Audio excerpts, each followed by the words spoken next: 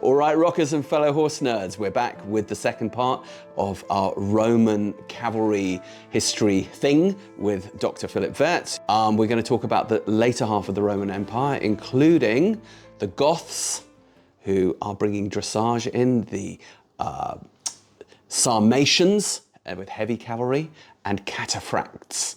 Ooh, what are Cataphracts? Let's find out.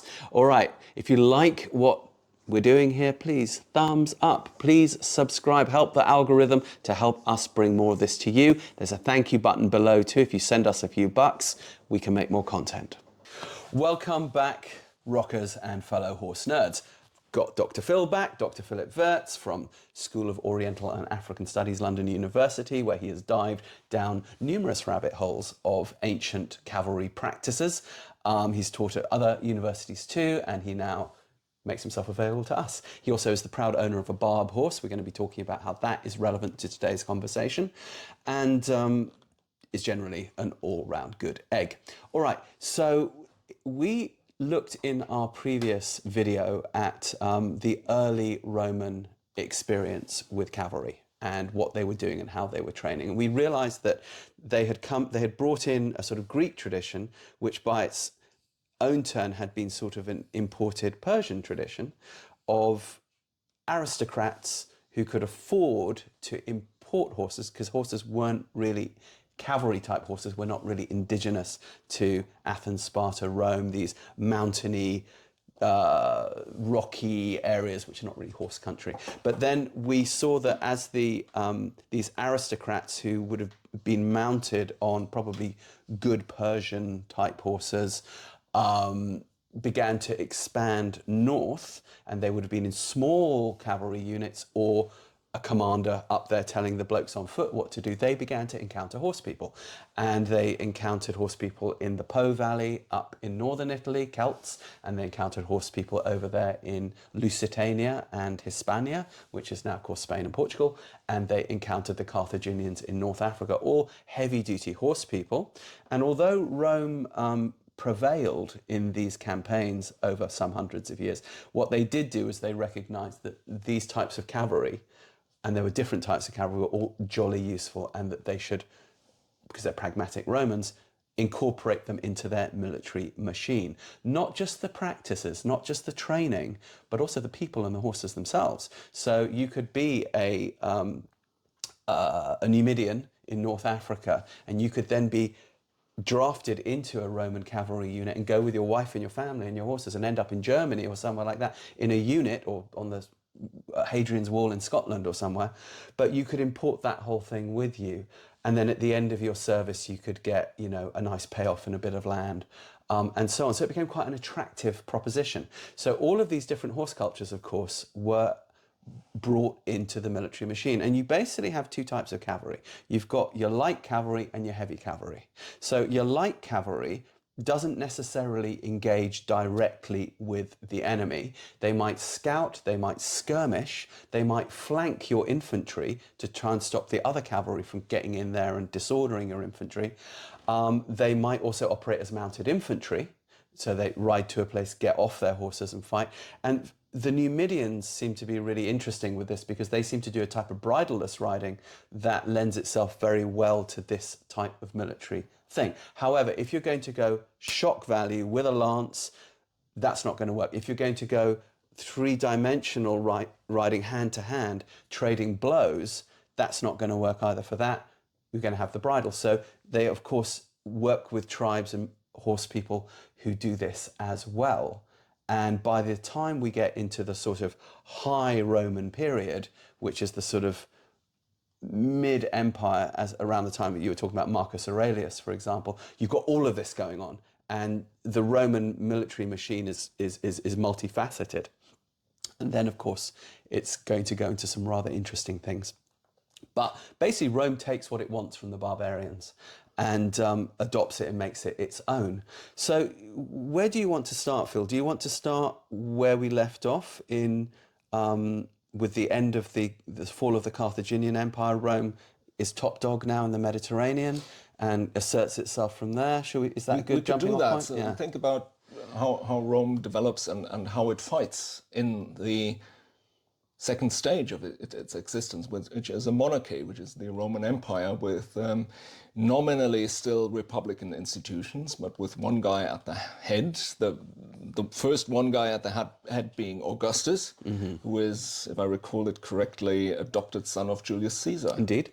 So out of that family come the emperors of Rome, and it is said by many older historians, most notably the great Edward Gibbon, that the Roman Empire was at its best and at its greatest around the time of Marcus Aurelius, who you know as a student of philosophy. He's one of the great Stoic philosophers. Yeah. If you want to have a good read, nice little rabbit hole, check out Marcus Aurelius's Meditations. They're helpful in your daily life. Yeah. And in that time, that is when the Roman army starts to look like how when we close our eyes and think Roman army, we imagine guys with big shields, throwing spears. Russell Crowe. Yeah. Armor, helmet on. So that is the classic imperial Roman. The loricae, which is that armor with the overlapping plates. I've got a book here that I can hold in the camera. It's a German book on the Roman army in the Germanic provinces, and you've got these classic-looking Roman army guys with a lorica segmentata, which is this kind of armor made out of stripes. And we can it's flexible. A couple of other reading suggestions for the English readers. When you're reading Asterix and Obelix, that's what they're wearing. Exactly. Yeah. The Asterix and Obelix type of Roman soldiers. And I'm not a big specialist on the Roman army, but I grew up sitting and taking my first steps almost literally on the old Roman border between the Germanic provinces and Germania Magna, great or unliberated or unconquered Germany. That's about 3 kilometers from where we're sitting right now. And so I've been reading about that stuff pretty much all my life. And as kids, we actually played Romans and Germans when we were out on a school trip. Who won? I can't remember. It's all a bit of a blur, really. I think that's probably how it was for the Romans and Germans at the time. And you get taken as a school kid in this part of Germany. You get taken to the museum at the Saalburg near Frankfurt, which is a reconstructed Roman army camp. So if you have a mind for that, you absorb a little bit of that. And we see what we always get presented as this classic Roman army, which is organized in legions. That's the infantry. And our guys on horses, the cavalry, tend to come in two types. That is the regular cavalry that is organized in something called ale. Ale is a plural. Ala means wing. And that's basically a cavalry regiment of the similar size to a legion, about between 1,000 and 5,000 men. So a big body of soldiers. And you've got smaller formations called cohorts, where we get our English word cohort for a group of people from.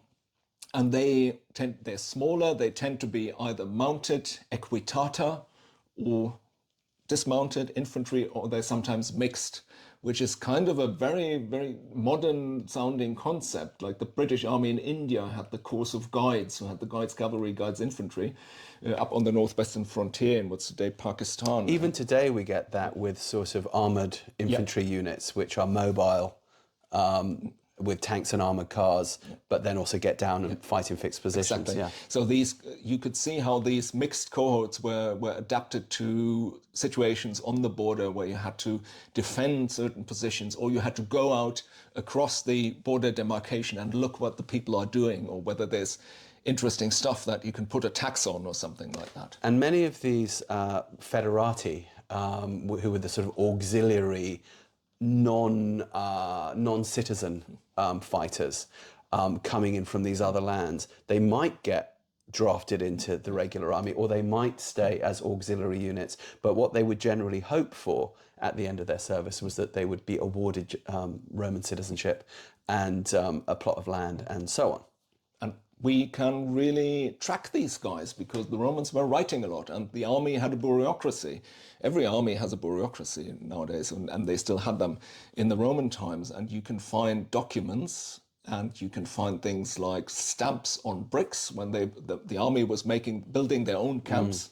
All these young men had to do something when they were not fighting, otherwise you have a catastrophe. You have to give them something to do. You set them up to bricklaying to build a new camp. Young blokes are better when they're a bit tired. Oh yeah, and you get a stamp that they put in the bricks with their unit on it. And you have on the other end of the spectrum... So we know where they were, yeah. You have, on the other hand of the cultural spectrum, you have dedications, you have altars, you have statues, where, as we mentioned when we talked about the goddess Epona, someone would dedicate an altar to certain gods and goddesses and write on it, this is sort of Centurio Marcus Aurelius beat me uppers of the third cohort of the Trevarians. Right. Trevarians, by the way, being the people who were stationed 10 kilometers as the crow flies from here at Zugmantel in a place called Taunusstein. Where they seem to have excavated potential round pens for training horses. Possible. Yeah. And they seem to have found these along with inscriptions and altars to the Celtic horse goddess Epona, which got brought into the Roman army, and then she shows up everywhere from Britain to the Balkans. This gives you sort of a bit of an idea of how entrenched these horse cultures began. But let's talk about how they rode and trained. So you mentioned Marcus Aurelius. So Marcus Aurelius, there's a famous statue of Marcus Aurelius, and we think of that as like the iconic emperor type statue. He's on a horse that looks like an Iberian horse. It's got a big old crest. It stands four square. It looks actually very similar to this guy here. And that horse looks like both your Lusitano Zag and my Barb Jardy. Right. So it's a square horse, short-backed. Big old neck. Yeah, big crest, muscular, and he's stepping out with a bit of a high action. He's in a passage, effectively. Yeah. And he can clearly collect, he can clearly get those hind legs underneath him. And you start to see, this really begins in Persia, but you also see it on the friezes of the Parthenon, and then you start to see it in these aristocratic Roman context of horses effectively collected, often in collected canters or piaffe type things or passage type things. Now, why the Siberian horse? This period of the high Roman Empire, what Gibbon called like the good emperors, which include, or it ends with Aurelius, I think, does it not? But it includes Trajan, Hadrian, there's another one in there who I always forget, who's a bit shorter lived. Well, Hadrian certainly, and I think Trajan, they're Spanish. They're born down there in Hispania, and they are big advocates of this type of horse that you've got down there. And this type of horse becomes the close combat cavalry mount of choice because it's so maneuverable. Can I insert a parenthesis? If you want to have an idea how the Roman army and their horses looked like in the time of Trajan, look up Trajan's Column, which there are marvelous pictures, photographs and graphics on the internet. It's a column that, like a comic strip in a spiral going around the column, depicts Trajan's campaigns in what's today Romania. Dacia. It's got regular Roman cavalry on it, and it's got Numidians without bridles. So do check that out. And it's also got Dacian cavalry. So the Dacians, they're interesting because they're effectively Far Eastern Celts. In a previous conversation, we talked about how the Celtic world was not what we think of as the Celtic world today, of an Atlantic fringe going from sort of Scotland and Ireland down towards perhaps Portugal and Spain. It was much wider, and it included the area of Germany that we're sitting in now, parts of the Czech Republic, and it seems to have gone along the Danube as well. So these Dacians appear to have been somewhat mounted Celtic people. So it's Danube area, it's nice and flat, and you can raise good horses there. Around the time that the Romans go in there and smash these guys up, and that's Trajan, it doesn't actually last very long. And there's a reason why it doesn't last very long, because there's other groups of horse people sitting just a little bit north and a little bit east who recognize that there's a gap there to be filled. So I want to put two names into your heads, viewers. I want you to think Sarmatian, and I want you to think Goth. All right. Before we get there, can we also pause for a little and think about what equipment the Romans used on their horses? Because when you talked about the techniques and the tactics of fighting. And when we look at how they went for their enemy, they had lances and they had long swords called a spatha, which was probably adopted from the Celtic people. So you've got a long sword. A sword that you can use from a horse, and rather than the short gladius stabbing sword that you might use on the ground. And now when you sit on a horse without a saddle, or perhaps just with a blanket, and you hit a guy on the ground with your long sword, and you overreach, what happens to you? Or if you hit him with a lance, what happens to you? It's physics, isn't it? You fly off. Yeah, you're either going to fall out the front door or straight out the back door. To which the Romans reacted by actually having a saddle that is very similar to saddles we know nowadays. It had a wooden tree and it had 4 horn-like things. That were curved, that sort of kept you in place. They're like, actually, could you compare them to bucking rolls on a Western saddle? Perhaps, or if you think about the medieval saddle, because the medieval saddles and today's classical saddles have stirrups, so we'll talk about when the stirrup comes in, because these guys were not using stirrups. These Roman saddles, they called them horned, because they had these 4 points were curved like that to kind of keep you in place against a shock. And I've seen, and I've sat in a reconstructed Roman saddle, the 2 back horns, and now we're moving into perhaps not, family show. They're like 2 hands cupping your buttocks, and the front horns sort of keep your thighs from slipping forward in the saddle. It's actually a little bit very like the modern effective. dressage blocks that you get on some of those dressage saddles now. It's super effective. And how do we know? We've seen them in depictions, Roman statues or reliefs. The gravestones of cavalry soldiers often have the occupant of the grave on horseback with his saddle, or even leading his saddled horse, and you can wonderfully see how the saddle is worked. We find, because Romans used to chuck things they didn't want anymore down wells. And down in the well... Including people sometimes. Down in the wells, in the waterlogged conditions, lots of organic material from Roman times has survived and has been excavated. And we know of saddle leathers that have come out of these contexts. We haven't found a complete Roman saddle yet, and probably never will. But these finds and depictions have allowed people to reconstruct Roman saddles. And there's actually people who reenact Roman cavalry, which is very fascinating and sounds fun. And so by the time you get to this high Roman period, Trajan, Marcus Aurelius and so on, you've got Iberian horses. They're under the aristocrats because they look really cool, they prance about, but they're also used in close combat, 3-dimensional work, what we think of as sword-to-sword, hand-to-hand cavalry with a bridle. We've got Numidian cavalry in there, no bridle, skirmishers dancing about. We've got mounted archers coming in from the steppe regions, and we've got other types of North African very fast riders as well. So what we don't really see anymore, though, is the chariot. So it's really interesting that in the Bronze Age, let's go back before the Romans have even been thought about, the chariot really dominates horse warfare. You do get guys riding, but they're not in the sort of prime position in the battles. And then somewhere into the Iron Age, late Bronze Age, Iron Age, it shifts. And I suspect that's because the empires start to shift to more mountainous terrains and other types of terrains where the chariots don't really do so well. But whatever happens, the chariots get confined to ceremonial use or races in the Circus Maximus, that type of thing. And cavalry goes to guys who are much more mobile on horses, riding in these different ways. Now, we talked about Trajan's Column, right? And you've got Romans riding, you've got Numidians riding, you've got Dacians riding. The Dacians get displaced by the Romans or absorbed by the Romans, but this actually only lasts for 100 years or so.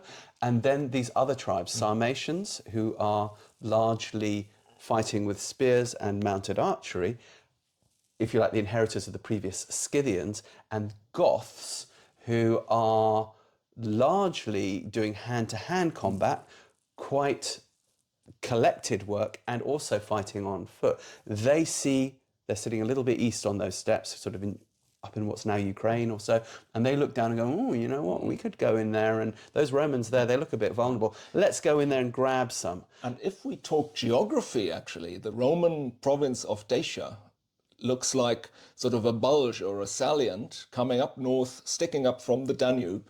It's really a bulge in what's today Romania to southern Ukraine, and it's untenable for a long time, because when the steppe people from the east comes in, you have a lot of flank and very little frontage. So the Romans in the early 300s, by the early 300s, they have taken the border back to the Danube and abandoned Dacia but they left their language, and that's why Romanians today speak a Romance language. Exactly.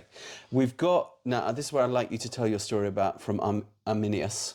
Ammianus Marcellinus. Yes. Ammianus Marcellinus is your go-to, one of the go-to historians for late Roman history.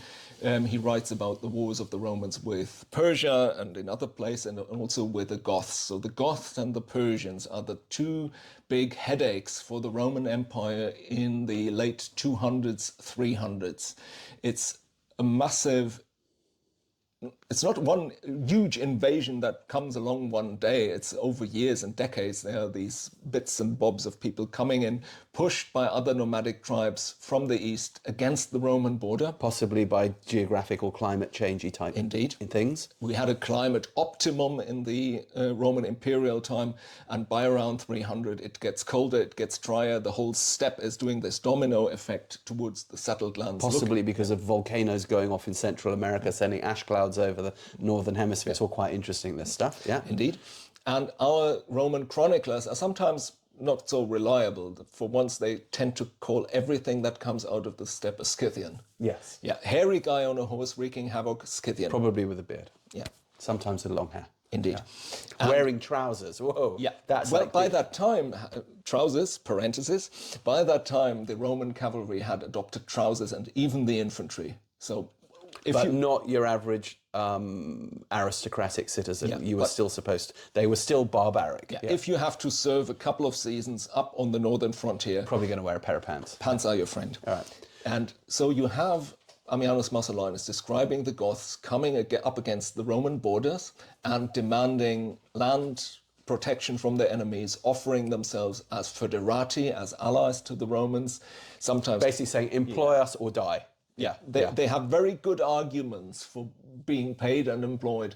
And there's one very intriguing episode in Ammianus Marcellinus where he tells about the two armies, Roman and Goth, facing each other. And there's a Goth chieftain riding out in front of his men and doing exercises on his horse that sound suspiciously like something very collected dressage stuff. He's riding tight circles. He's throwing his lance up with one hand, catching it with the other, dismounting at the gallop and remounting. It looks like a mix of dressage and trick riding. Cossack trick riding. Mm-hmm. It's indeed exactly what it was, yeah. Now, these Goths, they're master horsemen, right? And they've got steppe horses.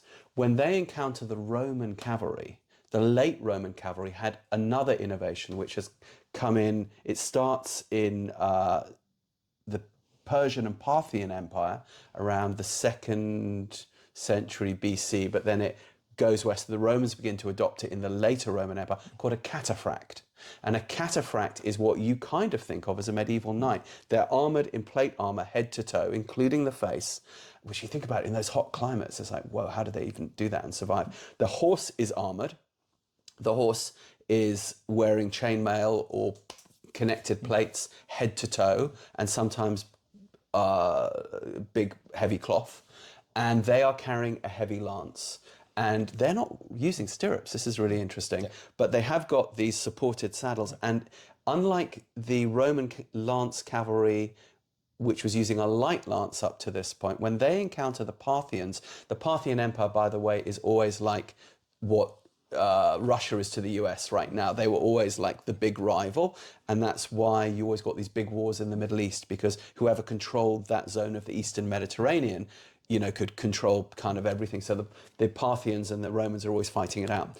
But the Romans, of course, adopt some Parthian stuff, and this is including the cataphract. So when the Goths encounter Rome in these big battles, and they have enormous battles. Sometimes the Goths win. There's the Battle of Adrianople in the late 3rd century, in which the emperor is killed, no less. Indeed, Emperor Valens, I think, is killed. And then you've got no, it's the late 4th century, isn't it, actually? And there's, you know, tens of thousands of people dead upon the field. It's such great stirring stuff. The Goths win that one, but they lose the war. And then later, the Goths win, and they win pretty cataclysmically. And they, by then, have adopted this cataphract thing into their own ranks. And this is where you start to get hordes of mounted guys with heavy lances, not just little squadrons of them, as the Romans or the Parthians would have seen.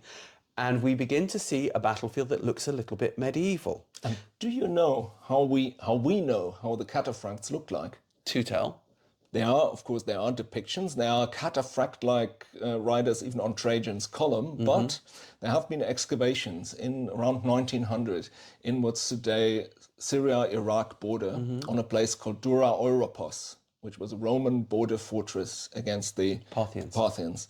And horse armor for cataphract was dug up, and it was scale armor. Yes. So little shield-shaped bits of very bronze, flexible. Yeah. At bronze and steel, sewn to something like a net. So imagine a horse rug with lots of metal sewn onto it, and this was still held together. And they put it on a horse, and there are these old photographs of a very scraggly-looking Arabian horse wearing that horse armor. So we know quite exactly, even from the original equipment, how these cataphracts were riding, and people have reconstructed it and reenacted it. And you can, something you got told a lot, you can't ride with a lance without stirrups. Yes, you can, as long as you have a saddle. That is supporting you. Now, the later Ottoman Empire, in the medieval period and early modern period, also used this type of cataphract, flexible armoured, but heavily armoured horse and rider. So this is something that goes from the ancient world, like right into the modern world. But the Goths, hold that word Goth in your head. Why do you need to know about the Goths? Because in 410 AD, something unprecedented happens. We are sitting currently at the northern edge of the Roman Empire, or one of them, northeastern edge of the Roman Empire, and the street that's just outside the window that you can't see because it's behind the camera follows a brook of a wide valley that became a route where thousands and tens of thousands, eventually hundreds of thousands. It's actually a gap where you can go through a mountain range, or mountains, hills, 500 meters, but it's a very convenient corridor. And you end up at the Rhine, and then you at a place called Mainz. And so the Goths and the Vandals and a bunch of other tribes poured through this gap, literally down at the end of my garden there, smashed into the Roman Empire, which was being kind of protected by some guys called the Franks, who were living along the Rhine River at the time. They ride roughshod over them. Luckily, the Franks actually recover and eventually go on to found medieval Europe as we know it. And they pour into Italy and they sack Rome in 410 BC. And I think it's Augustine, St. Augustine, well, they shouldn't really have been a saint, and other ones like St. Jerome, who definitely shouldn't have been a saint. This is, the cataclysmic event of our age. The light of the world has been eclipsed. Now, actually, the sack of Rome was relatively benign as sacks go, because Alaric the Goth, who had actually worked for the Romans and had gone back and forth and had a rather complex history with the Romans, didn't actually want to destroy the city at all. He just wanted to extract money. And then his people go on and establish first a kingdom in southern France and then a kingdom, a Visigothic kingdom in what is now Spain, and all the other tribes do too. And then what happens is all these tribes carve out their own kingdoms using this horse technology of light and heavy cavalry together within the Roman Empire and create the map of Europe more or less that we know today, and they leave their names on it. So you've got Francia, France. The Goths, interestingly, don't actually leave their names, except for where they originally came from before they went down into the steppe, which is Gotland in southern Scandinavia, because they went from there down into the steppe. That's another rabbit hole. Before they became horse people, they were ship and forest people. But a lot of these other groups did. And you know where the Vandals leave their name? In our language. And Andalusia as well. Yeah. So the Vandals go down into Spain as well, and North Africa. Some people think, well, you talk about the origin of Andalusia. Well, the Vandals leave their traces all the way through Spain and into northern Africa, and it was in the consciousness they of also people sack Rome again that as well. Vandals were going around there, and when the Arabs crossover from North Africa into the Iberian Peninsula in 711 AD, they have an idea that this place was inhabited by Christian people who were descendants of someone called the Vandals, who also had a short-lived kingdom in the southern part of the Iberian Peninsula. Hence, that place, logically, for the Arabs becomes Al-Andalus, Bilades al-Andalus, the land of the Vandals, which over the centuries and Spanish sort of linguistic economy becomes Andalusia. Right, and I'd always been brought up to think that, or been told that Al-Andalus was the land of light. But of course, that's very much in a Spanish context, luz being light. It seems that you're right, that it's the Moorish Arabic conquerors who come later in the 7th century are remembering these guys from the 5th century called the Vandals. Okay, so what happens is the Western Empire collapses. So where you had, when the empire was really successful, this adoption of cavalry technologies, light and heavy, from everywhere, from the Celts to the North Africans to the Cataphracts of Parthia, etc. Suddenly, and of course from the steppe, it then kind of, let's say they became victims of their own success. And these same horse people use this technology against them, and they are being pushed by another group. And this group are called the Huns at the time. Who are the Huns? Are they Proto-Mongolians? We don't know, but it seems that perhaps they might have been. And they seem to have brought a very interesting innovation in with them called the stirrup. Now, we're going to do another early medieval video on this, but this kind of closes the Roman period. And what the Romans do is they kind of distill all of these Near Eastern, Mediterranean and Celtic horse traditions and basically bequeath them to us, effectively. Yeah. All right, my friends. So thanks to Phil. Thanks for having me. We're going to go into the barbarous nature of early medieval horsemanship on our next video, I think. And until then, fellow rockers and horse nerds, keep on rocking, keep on nerding. If you like this, if it was interesting, please thumb it up. Please subscribe. You know how that helps the algorithm to push this stuff forward and out there. There is a thank you button down below if you want to shoot us a few bucks to help us to make the time to make more of this content. If you also would like to learn how to train your horse in the classical way, in a way that the horse loves and you love, down below there's a free intro course. Click there. And of course, if you want to come and work with us and our horses actually in person, you can just go on that website where the free course is below. Send us an email. We can make a plan and do that with you. So those are the plugs. See you on the next one. Stick around for what we've got about medieval and ancient world horse training. Lots of more good stuff to come.